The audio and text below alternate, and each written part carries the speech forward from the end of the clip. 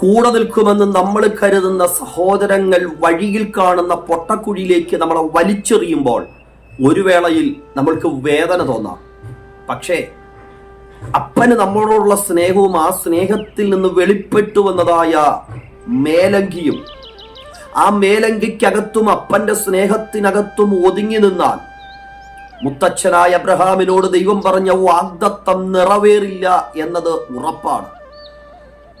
അപ്പോൾ അപ്പൻ കെട്ടിപ്പൊക്കിയ സ്നേഹത്തിന്റെ ചില സംരക്ഷണ മതിലുകളിൽ നിന്ന് നമ്മളെ പുറത്തു കൊണ്ടുവരാൻ ചില സഹോദരങ്ങൾ പോലും നമുക്കെതിരാകാം.